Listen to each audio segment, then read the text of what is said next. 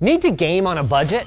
Normally the answer is obvious. Find an empty corner of your room and plunk a DIY PC in there. But, and I can't believe I'm saying this, with the incredible performance of Valve's Steam Deck handheld console, not to mention its aggressive pricing, it might make more sense to forget all that hassle and pick up one of these instead. But can it possibly keep up with the performance of a custom gaming PC?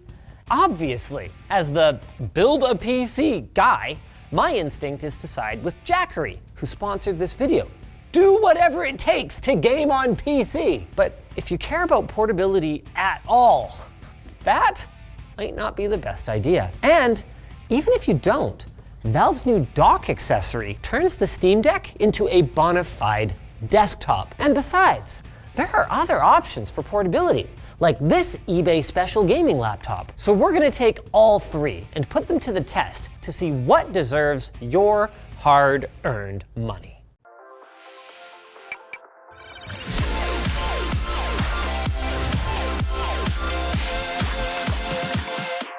The challenge was simple. Take the budget of a Steam Deck, you know, the one with the storage that people actually buy, and stretch it as far as we can to build a full, ready-to-game desktop, including monitor, mouse, and keyboard. Then, drag race our custom PC against both a 256 gig Steam Deck with the latest updates and the best gaming laptop that we can find for $500. And I gotta be real with you guys. The results are both surprising and also not. We settled on a mostly new gaming PC with a Core i3-12100F, two 8 gig sticks of memory at 3200 megatransfers per second, a 256 gig SATA SSD, so it's not fast, but look, with motherboards, cases, and power supplies being as expensive as they are, some sacrifices had to be made in order to afford our second-hand GTX 1070 without going even farther over our budget. Seriously though, there was a chance custom PC was gonna lose this fight if we went all new, so I have no regrets. The 12100KF may only have 4 processing cores, but that's actually on par with the Steam Deck, and the cooler it comes with weighs almost as much as the Steam Deck, so I consider that a win. It's reassuringly heavy.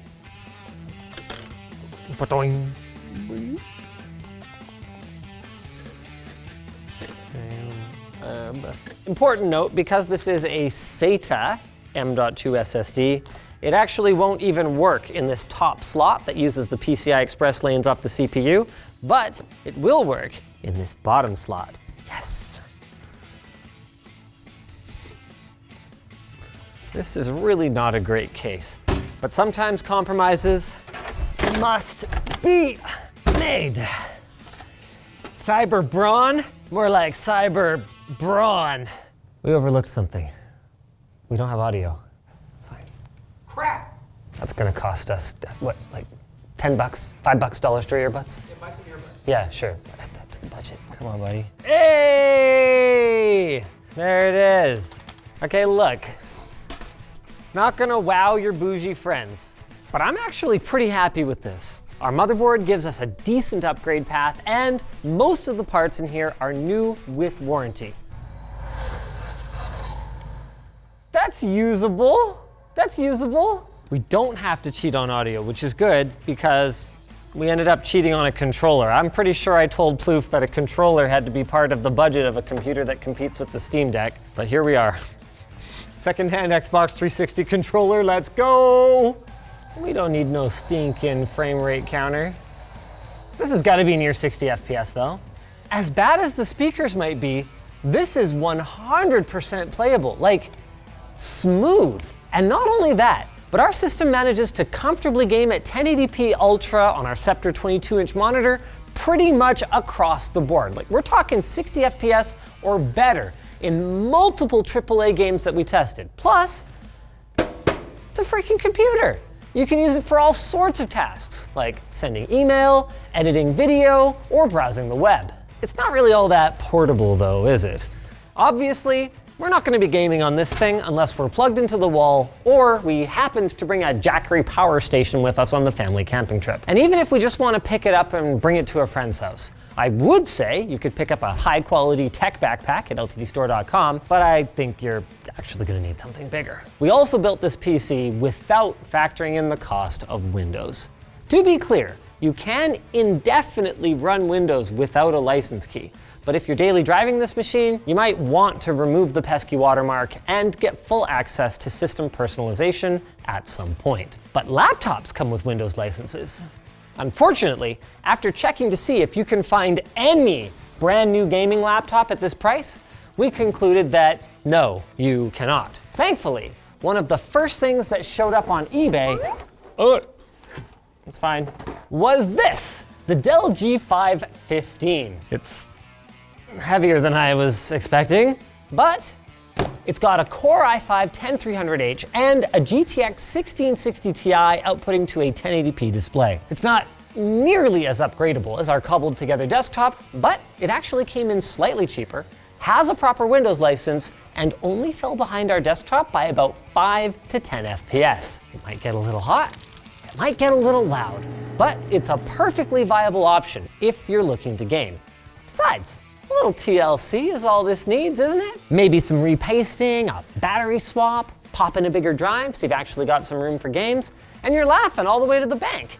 Like I'm laughing, thanks to our sponsor, Jackery. Thanks to Jackery for sponsoring this video. From November 24th to 28th, Jackery is offering up to $1,080 off of some of their products for their Black Friday, Cyber Monday sale. Popular products like their Solar Generator 2000 Pro, 1000 Pro, and 1000 will be eligible for solid discounts. The SG2000 Pro has a huge 2160 watt-hour capacity for all your camping appliances.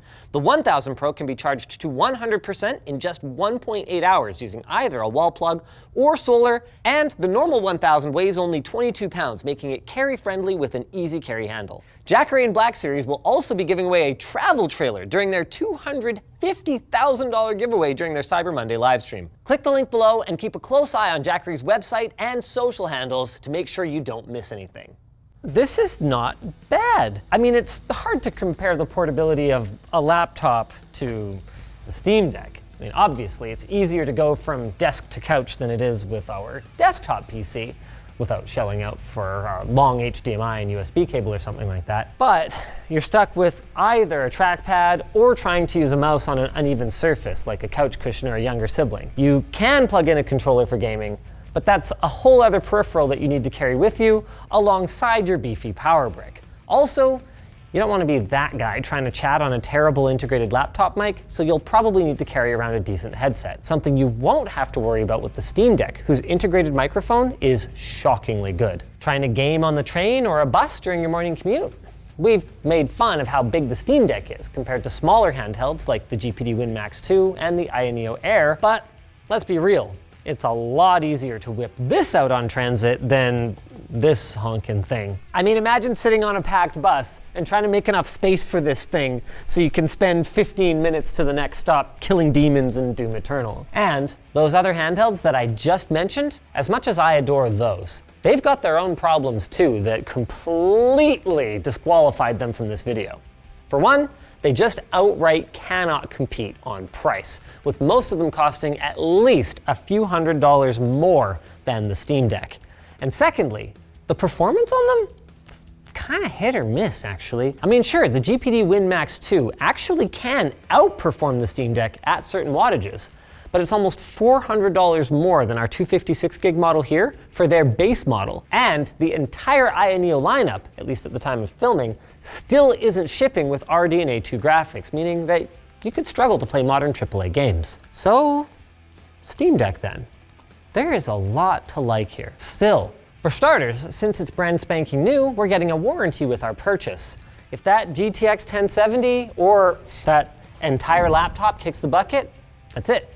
Time to go buy a new one. As for performance, it does fall short of the competition, but honestly, not by as much as you might expect. We tested everything at 720p to make it fair, because that's the resolution of the integrated display. And while we're consistently getting around or over 60 FPS on our alternative machines, our Steam Deck performs admirably, reaching playable frame rates usually in the low 30s. Remember guys, we're testing at ultra or high settings too, except for Tiny Tina's Wonderlands, which crashed on ultra, though in fairness it's not officially supported on the Steam Deck anyway. More on that later. The point is that all of this means that even though the Steam Deck has no real upgrade path, it's a fraction of the size, and you can easily turn down the settings to something more reasonable, like high, medium, or even low, to keep gaming as new titles get more demanding in the years to come. But there is a big caveat. I just mentioned the lack of support for Wonderlands.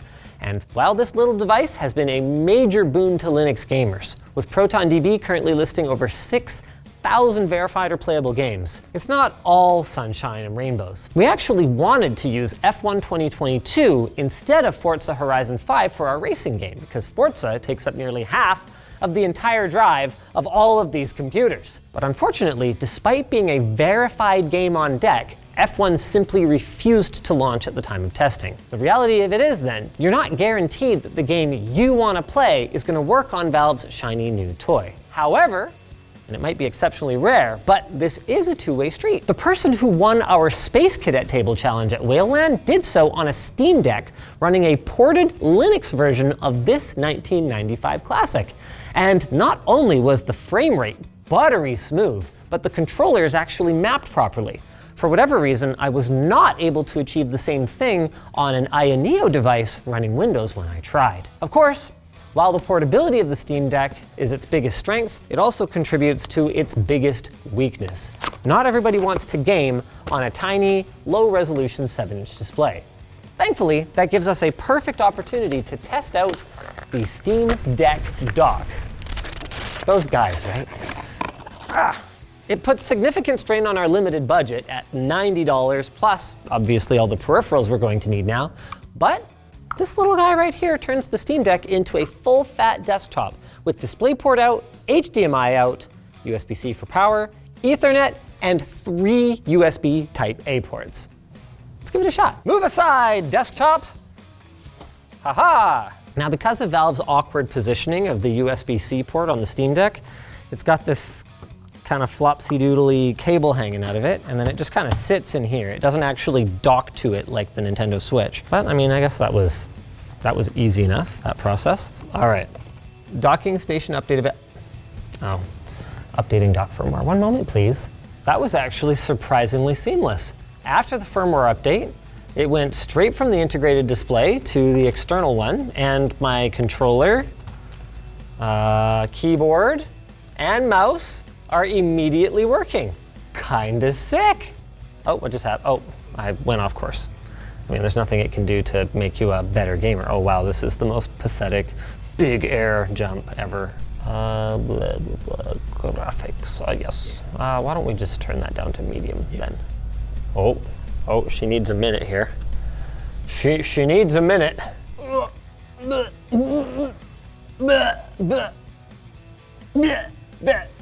Buddy, the walk light works.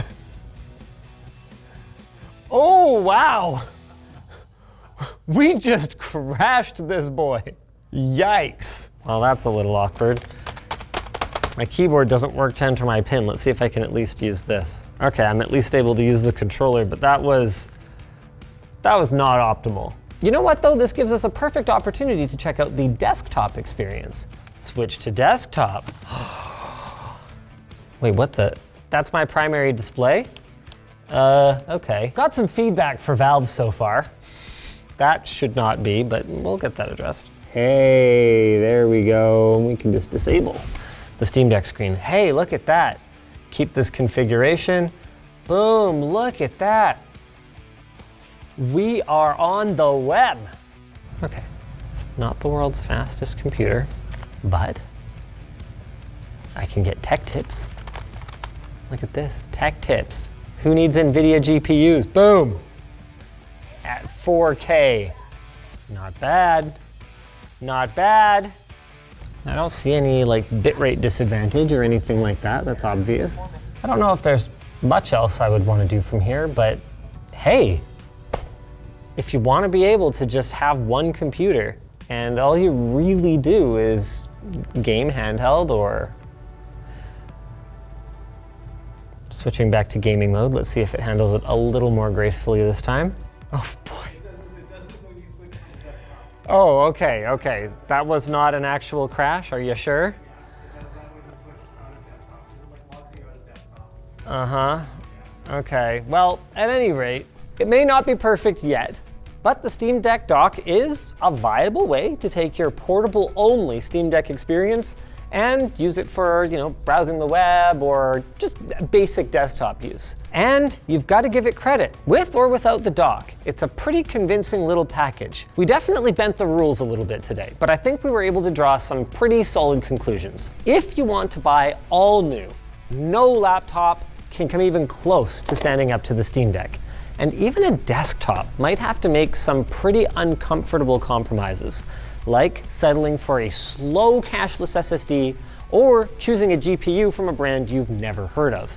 Not to mention that you will need to assemble the whole thing yourself, and you might end up spending a bit more. Valve's portable gaming machine almost is the one that makes the most sense here then, at least until you want to use a keyboard, mouse, and monitor, at which point the price starts to get a little less attractive. And I gotta say, the performance and lower details hit a little harder on the bigger screen. Also, the Steam Deck has some pitfalls that you simply won't encounter on either of our other machines, like imperfect game compatibility, especially in cases where Windows-specific anti-cheat is required for multiplayer. Whatever route you go, we're gonna have everything that we talked about today linked in the video description, and if you're looking for something else to watch, maybe try out some of our other handheld videos. How about this review of the Aya Neo Air?